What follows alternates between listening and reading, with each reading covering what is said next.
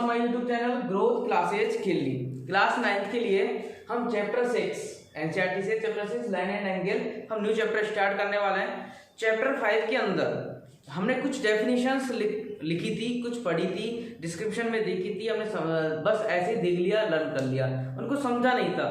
समझना अब है क्या प्रॉब्लम है, वहाँ इतनी डेफिनेशंस वहाँ क्यों लिखी थी हमने, वो देखो। सबसे पहले डेफिनेशंस में, और जो भी डेफिनेशंस मैंने लिखवाई है उनको मैं सबको एक्सप्लेन कर रहा हूँ। अब सबको एक्सप्लेन करने के लिए सब जो लाइन एंड एंगल्स हैं, सबसे पहले मैं लाइन वाला टॉपिक क्लियर कर रहा हूँ, ठीक है। एंगल का नेक्स्ट क्लास में करेंगे। अच्छा, लाइन के बारे में मैं बात कर रहा हूँ तो सबसे पहले मैंने जो डेफिनेशंस तुमसे लिखवाई थी वो डेफिनेशन क्या थी, फर्स्ट पॉइंट, ठीक है। डिस्क्रिप्शन में सबने देखा होगा, डिस्क्रिप्शन के अंदर मैंने जो डेफिनेशन लिखी है उसमें एक साइड डेफिनेशन है, दूसरी साइड एग्जांपल है, डायग्राम है उनका।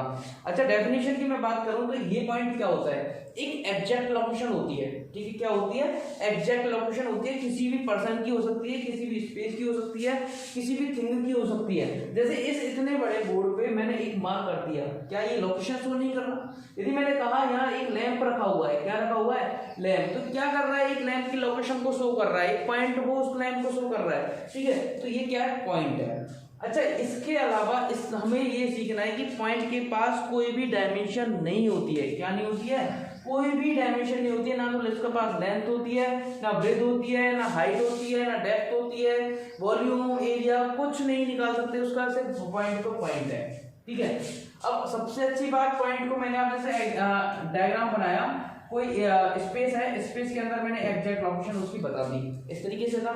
इसको पॉइंट ए, मैंने वहां लिखा हुआ है रीड पॉइंट ए, इसका मतलब क्या है, रीड पॉइंट ए, मतलब हमें इसको जब पढ़ेंगे ना हम तो इसको बोलेंगे पॉइंट ए। हमेशा इन पॉइंट्स को कैपिटल अल्फाबेट से डिनोट किया जाता है। किससे डिनोट किया जाता है, कैपिटल अल्फाबेट से, ठीक है। समझना इन चीजों को, बहुत अच्छे से आनी चाहिए ये चीजें। अच्छा, इसके बाद आता है सेकंड पे।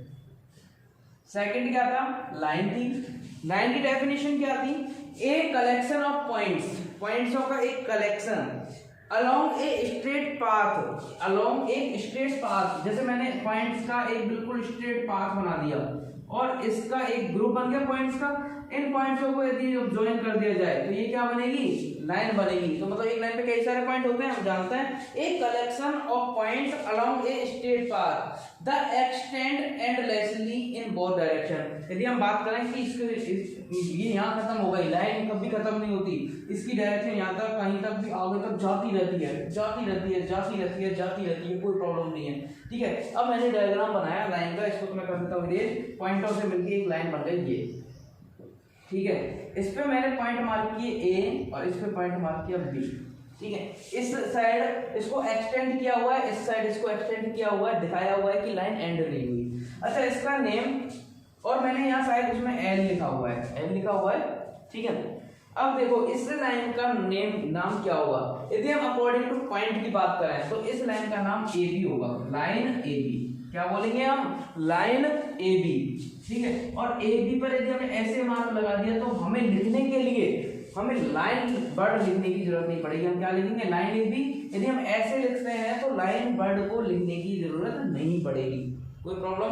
तो यदि हमने बोल दिया लाइन ए बी तो इसका मतलब ये लाइन ए बी है और ए और बी की तरफ इसको प्रोड्यूस किया जा सकता है, इसका कोई एंड पॉइंट नहीं है अभी तक। यदि तुमसे कहा जाए कि लाइन एल, क्या बोला जाए, लाइन एल, तो लाइन एल का मतलब है हमें जब सिंगल अल्फाबेट से इसको डिनोट करना हो तो हम सिर्फ स्मॉल लेटर इसका यूज करते हैं, ठीक है। किसी भी लेटर को यूज कर सकते हैं, स्मॉल लेटर यूज करते हैं, लेकिन ध्यान रखना। तो मैंने इसका नाम क्या रख दिया, स्मॉल एल रख दिया, तो इसका नाम होगा लाइन एल। यदि हमें 2 पॉइंट से डिनोट करना है तो वो कैपिटल अल्फाबेट्स होंगे, यहाँ कैपिटल अल्फाबेट्स होंगे जो पॉइंटों से डिनोट किया है। ये डायरेक्ट लाइन का नाम रखा है तो स्मॉल से हम डिनोट कर सकते हैं। अच्छा, थर्ड आता है, third line segment. Line segment की बात करें तो इसी का ये पार्ट यदि हम देखें, ठीक है, इसी का ये जो पार्ट है ए बी, ये क्या है, लाइन सेगमेंट है। क्योंकि हम ए पॉइंट को अपना इधर ले जा सकते हैं, ना इधर, बी पॉइंट को ना इधर ना इधर, तो लेंथ क्या हो गई, फिक्स हो गई। A part of a line having 2 end point, जिसके पास 2 एंड पॉइंट हो, मतलब एक स्टार्ट पॉइंट हो इधर, एक एंड पॉइंट हो, एक जगह से स्टार्ट हो रही है, दूसरी जगह एंड हो रही है, उधर से स्टार्ट हो रही है, इधर एंड हो रही हो, तो दोनों साइड उसका एंड पॉइंट हमें मिल जाए तो एक लाइन का एक पार्ट ही तो हुआ। यदि मैं इसको इरेज कर दूं तो ये पार्ट ही तो है लाइन का, है या नहीं? तो ये क्या है? लाइन सेगमेंट, और इसको हम डिनोट करते हैं ए बी लाइन सेगमेंट, ठीक है, बार लगा के, ठीक है, ए बी लाइन सेगमेंट, कोई दिक्कत नहीं होनी चाहिए। अच्छा, इसके बाद आता है हम रे का। इसी में से एग्जांपल मैंने बनाया रे का। इसके लिए हमारे पास सिर्फ एंड पॉइंट, एक ही एंड पॉइंट होता है रे के लिए। A part of line having only one end point, बस। जैसे मैंने अभी लाइन बना रखी थी ए बी, यदि मैं इसको भी बढ़ा दूं आगे, इसको भी आगे बढ़ा दूं, ठीक है, और बढ़ाने के लिए मैंने कहा कि इधर जो बढ़ा रहे हैं हम, ये डी पॉइंट है, ठीक है। तो यदि मैं ए से और डी तक की बात करूं तो ये क्या है? एक रे है।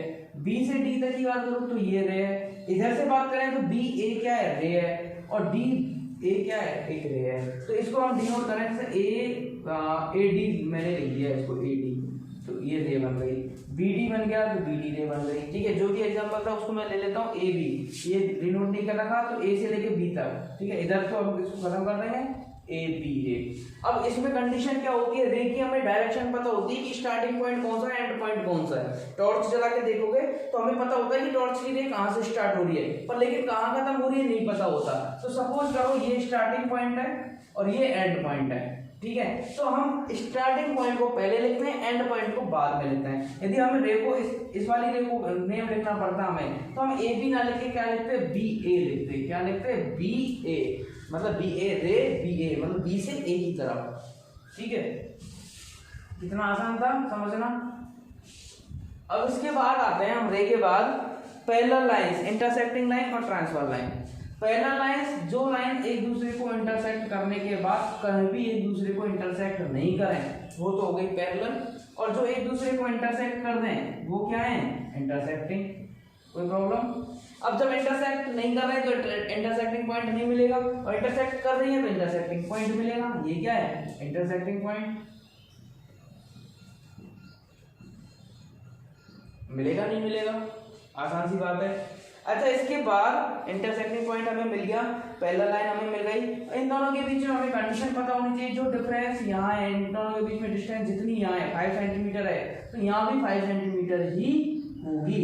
यहाँ से 9 सेंटीमीटर है तो यहाँ भी 9 सेंटीमीटर होगी, ठीक है। इसके बाद ये इंटरसेक्टिंग पॉइंट हो गया, ये इंटरसेक्टिंग लाइंस हो गई। और जब टू पैरेलल लाइंस, या फिर चाहे वो पैरेलल हो चाहे वो इंटरसेक्टिंग हो, इससे मतलब नहीं होता। यदि उन टू लाइंस को कोई सिंगल लाइन आके काट जाए, जैसे मैंने ये काट दी, ठीक है। अब देखो इसके लिए यदि बात करें, इसके लिए बात करें, एक सिंगल लाइन ने दोनों लाइनों को काटा हुआ है तो ये क्या है? ट्रांसवर्सल है।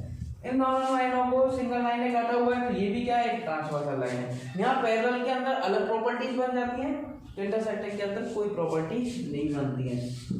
अच्छा, ट्रांसवर्सल लाइन का भी समझ में आ गया। इसके बाद आते हैं परपेंडिकुलर लाइंस। परपेंडिकुलर लाइंस क्या होती हैं? एक लाइन दूसरी लाइन को इंटरसेक्ट करती है, लेकिन इंटरसेक्ट करने के साथ साथ यदि 90 डिग्री का एंगल बना दे, इनमें से कोई भी एक एंगल 90 का हो जाए ना, तो सारे 90 हो जाते हैं, 44, ध्यान रखना, ठीक है। परपेंडिकुलर लाइन हम ऐसे भी बना सकते हैं, क्या पता हमने आगे की तरफ नहीं बढ़ाया तो इधर 90 शो कर दिया, तो ये क्या है? एक दूसरे के परपेंडिकुलर लाइंस, ये वाली और ये वाली परपेंडिकुलर लाइंस हैं, ठीक है। क्या बनना चाहिए? 90 डिग्री का एंगल बनना चाहिए। इसके बाद परपेंडिकुलर लाइंस के बाद आते हैं हम प्लेन पे। Plane, a flat surface that extends, जो एक्सटेंड कर सकते हैं हम एंडलेसली इन ऑल डायरेक्शन, सभी डायरेक्शन में। जैसे ये ए बी सी डी एक क्या है? सरफेस है। इसको हम क्या कर सकते हैं? इधर भी बढ़ा सकते हैं, इधर भी बढ़ा सकते हैं। प्लेन है, जैसे पहले बात देखें, देखो एक विंडो देखें, विंडो के अंदर छोटे छोटे से पार्ट बने हुए होते हैं, वो भी रेक्टेंगल शेप में प्लेन सरफेस है। और विंडो की यदि शेप देखें तो वो भी प्लेन में आ रही है। फिर बॉल को देखें, बॉल भी एक शेप में आ रही है। फिर यदि फ्रंट देखें किसी चीज का तो प्लेन, एकदम टेबल का टॉप देखें, कुछ भी एकदम प्लेन होता है, तो प्लेन सरफेस को हम एक्सटेंड भी कर सकते हैं, छोटा बड़ा कर सकते हैं, ठीक है। इस तरीके से प्लेन बन जाता है। उसके बाद है उसमें स्क्वायर। तो स्क्वायर में तो देखो, स्क्वायर की डेफिनेशन एनसीईआरटी में पूछी गई थी, बाकी इसका टॉपिक नहीं है लाइन का। स्क्वायर की डेफिनेशन में क्या था? सिर्फ क्योंकि इसकी 4 साइड्स इक्वल हो जाए, हर एक एंगल 90 का हो जाए अंदर का, तो बस हो गया हमारा काम। तो इसके बाद 11 रेडियस ऑफ द सर्किल, एक सर्किल है, इसकी रेडियस ही क्या होगी, सेंटर से जब ये सर्कुलर जो पाथ है ये सेम डिस्टेंस पे, इक्वी डिस्टेंस पे है, ठीक है, इक्वी डिस्टेंस पर ये जो इक्वी डिस्टेंस होती है ये रेडियस के नाम से जानी जाती है, ठीक, किसके नाम से जानी जाती है, रेडियस के नाम से। सेंटर से और सर्कमफेरेंस तक की जो डिस्टेंस होती है वो रेडियस होती है। और यदि इसको डबल कर दिया जाए, बिल्कुल आर पर कर दिया जाए, सेंटर से पार होके सर्कमफेरेंस से सर्कमफेरेंस, तो इसको बोलते हैं डायमीटर। क्या बोलते हैं, डायमीटर।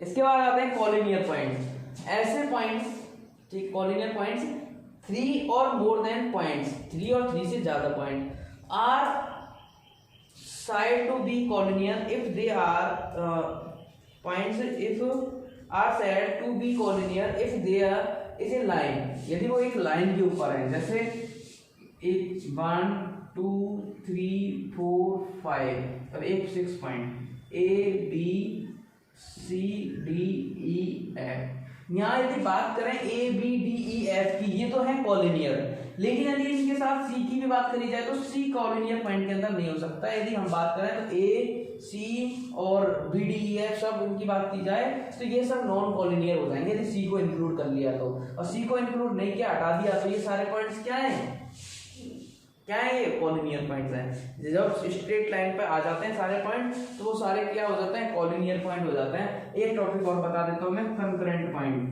कंकरेंट पॉइंट में क्या होता है, इसके अंदर कई सारी लाइंस होती हैं, ठीक है, और एक ही पॉइंट पे इंटरसेक्ट करती हैं। जब ऐसा होता है तो ये कंकरेंट पॉइंट होता है,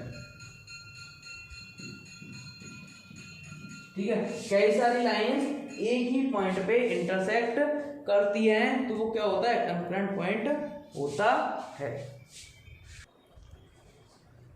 देखो कुछ पॉइंट्स हमने यहाँ सीख लिए हैं लाइंस के बारे में। अब हम बात करते हैं एंगल की, ठीक है, आज एंगल के बारे में सीख लेते हैं, लेकिन पेयर ऑफ एंगल्स के बारे में हम नेक्स्ट क्लास में सीखेंगे, ठीक है। पहले हम एंगल की बात करते हैं, एंगल क्या होता है, ठीक है। अब जब एंगल की बात कर रहे हैं हम, तो एंगल के अंदर क्या होता है, एंगल हमें जो क्लास 8 तक हमने सीख लिया वही हम आप रिवाइज करने वाले हैं। टू रेज, क्या बात कर रहा हूं मैं, टू रेज की बात कर रहा हूं।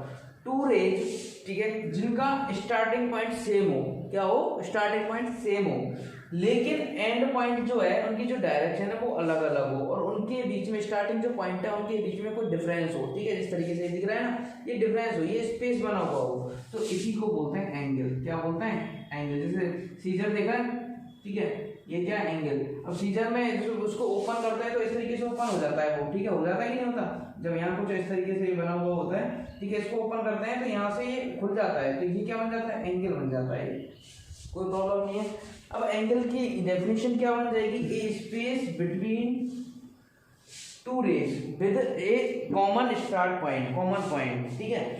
तो एंगल की definition, an angle is the union two non collinear rays with a common initial point. Common point मिला, उसके साथ टू नॉन कॉलिनियर लाइंस मिली, मतलब एक के ऊपर एक नहीं थी, अलग अलग थी, ठीक है, और उनके बीच का यूनियन मतलब एक स्पेस जो हमें मिला फिक्स, वही क्या है, एंगल है, ठीक है। इस तरीके से यदि मैंने इस एंगल के इस रे के साथ कई सारे एंगल बना दिए, कई रे बना दी मैंने, ठीक है, तो ये एंगल 1, ये एंगल 2, ये एंगल 3, ये एंगल 4 बन गए। यदि मैं बात करूँ एंगल ये 5, ये एंगल 6, यदि इसकी बात करूँ एंगल 7, यदि मैं इसकी पूरी की बात करूँ यहाँ से यहाँ तक तो एंगल 8, यहाँ से यहाँ तक की बात करूँ तो एंगल 9, और इस तरीके से चलता रहेगा। पूरे एंगल की बात करूँ यहाँ से लेकर यहाँ तक तो 10, इस तरीके से कई सारे एंगल हमें मिल सकते हैं, ठीक है। अब हम बात करते हैं इसके एंगल्स के पार्ट्स की, ठीक है, डिवाइड किया गया है इनको एंगल की वेरिएशन के अकॉर्डिंग।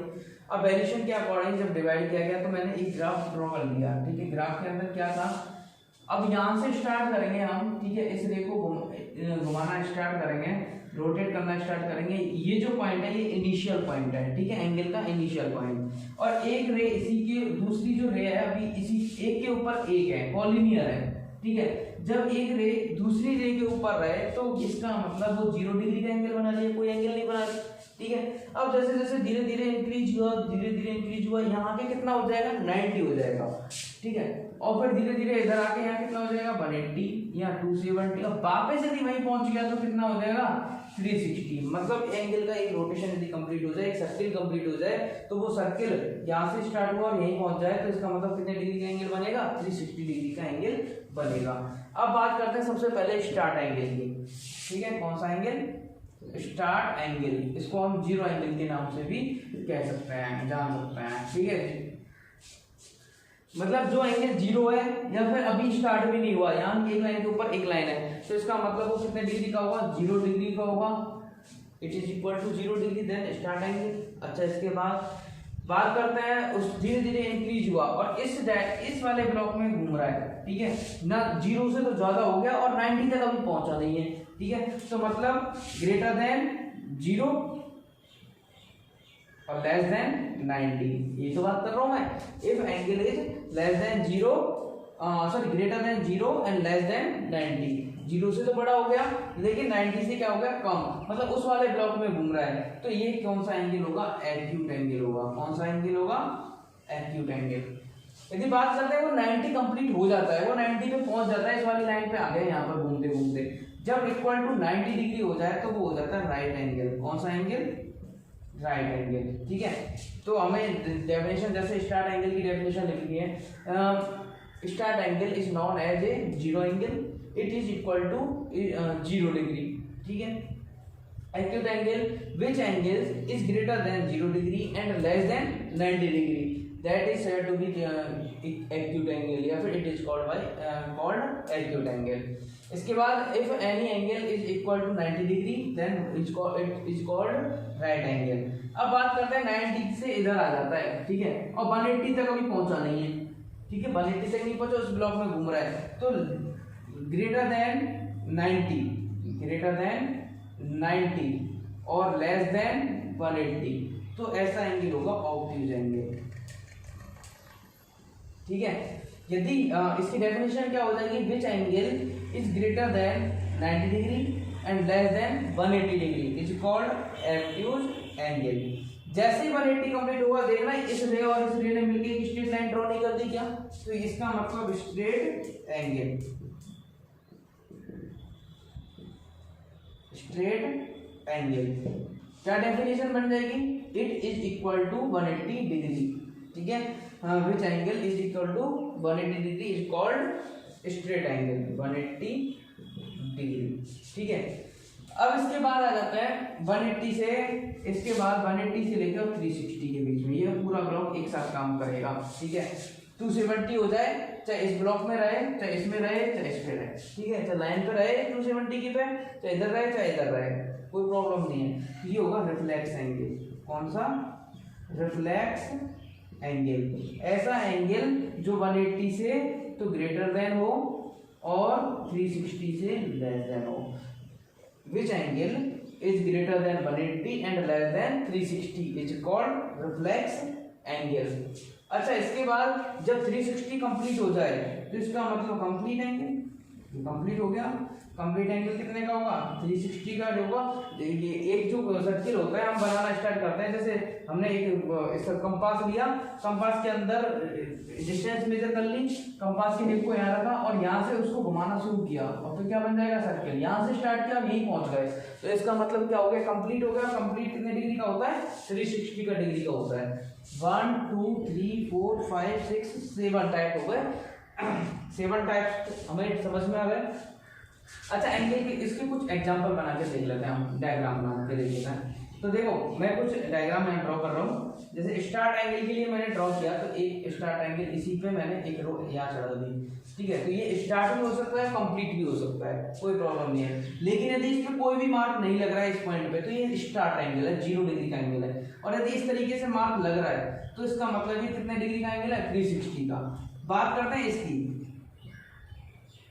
और यहाँ एंगल लग रहा है। ठीक है, एंगल का माप ये लग रहा है, तो ये कौन सा एंगल है, ये है एक्यूट एंगल। क्यों है, 90 का हमारा ऐसा बनता कि नहीं बनता, ये 90 का बनता।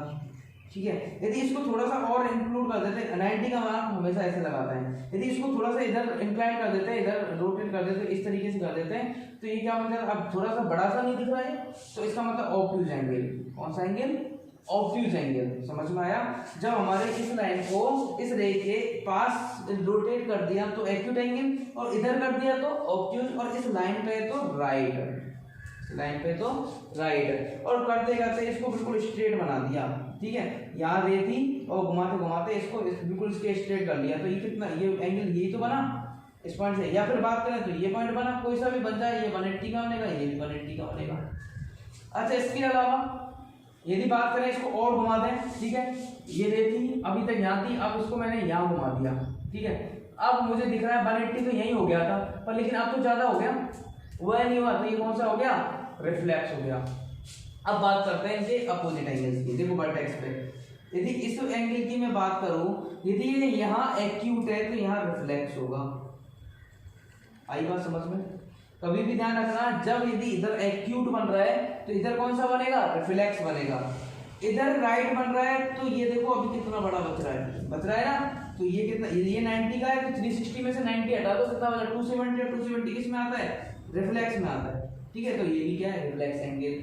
अच्छा, इधर 180 बन रहा है तो इधर भी 180 बन रहा है, मतलब इधर स्ट्रेट एंगल है तो इधर भी स्ट्रेट एंगल बनेगा, कोई प्रॉब्लम नहीं है, स्ट्रेट बन रहा है। बात करते हैं ऑब्ट्यूज की। जब इधर ऑब्ट्यूज है, ठीक है, अब ऑब्ट्यूज की बात करें हम, जैसे देखो 90 से ज्यादा की बात करता है, 91 की बात करता है, और 180 से कम मतलब 179 की बात करता है, ठीक है। अब एक बार 360 में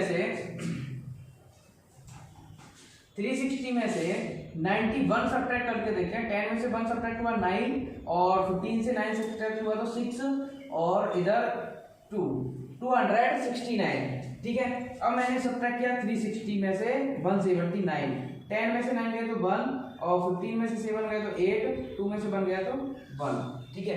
हमें क्या पता है कि रिफ्लेक्स एंगल 180 से ज्यादा होता है और 360 से कम होता है, यहाँ पे तो वही हो रहा है। देखो जब मैंने हाईएस्ट सब्ट्रैक्ट किया ना, हाईएस्ट ऑब्ट्यूज एंगल, तो 180 बनाया, हो सकता है इससे ज्यादा होता तो ये थोड़ा सा 180 से तो ज्यादा ही आता, ये कंफर्म है, ठीक है। यदि 180 से छोटा सब्ट्रैक्ट करते तो 180 से ज्यादा आता है, इतना कंफर्म है। यदि यहाँ 90 से बड़ा सब्ट्रैक्ट करें तो यहाँ 270 से कम आएगा, 100% श्योर है। तो ये किसके बीच में आ रहा है, 180 से और 270 के 360 के बीच में लाई कर रही है वैल्यू। ये जो वैल्यू कर रही है 360 इनके बीच में लाई कर रही है, और जब इसके बीच में लाई करती है तो कौन सा एंगल होता है, रिफ्लेक्स। तो मतलब इसके बीच ये वाला एंगल कौन सा होगा, रिफ्लेक्स। जब एंगल के एक साइड एक्यूट हो तो रिफ्लेक्स, ठीक है, ऑब्ट्यूज हो तो रिफ्लेक्स, राइट हो तो रिफ्लेक्स, इसके बाद इधर स्ट्रेट हो तो इधर स्ट्रेट। इधर यदि बात करते हैं स्टार्ट एंगल की, इधर स्टार्ट एंगल, इधर कंप्लीट एंगल, कोई प्रॉब्लम नहीं है, नहीं भी होनी चाहिए। इस तरीके से हमने इसको डायग्राम को सीख लिया है, ठीक है। अब हमें नेक्स्ट क्लास के अंदर एंगल टॉपिक के बारे में, नेक्स्ट टॉपिक इसी का पढ़ना है, क्या, पेयर ऑफ एंगल्स। अभी तक क्या सीखा था, जो क्लास 8 में सीख लिया था वही हमने सीखा है, लेकिन अभी हमें क्या पढ़ना है, पेयर ऑफ एंगल्स, जिसके अंदर हम कॉम्प्लीमेंट्री, सप्लीमेंट्री एंगल्स, इनके बारे में पढ़ने वाले हैं। तो आज के लिए तो इतना ही। नेक्स्ट क्लास में हमें रियल जो क्लास 9 का जो चैप्टर 6 है वो स्टार्ट होने वाला है। अभी तक हमने इंट्रोडक्शन पढ़ा, इतना सब कुछ पढ़ लिया जो हमने क्लास 8 तक भी हमने सीखा हुआ था, ठीक है। रिवाइज हो गया अच्छे से, एक बार फिर से देखना, जो नहीं समझ में आए वो डाउट में पूछ सकते हो। ज़्यादा से ज़्यादा स्टूडेंट्स तक इसको शेयर करो, और जिसने अभी तक चैनल को सब्सक्राइब नहीं किया है वो चैनल को सब्सक्राइब करो। Thank you so much.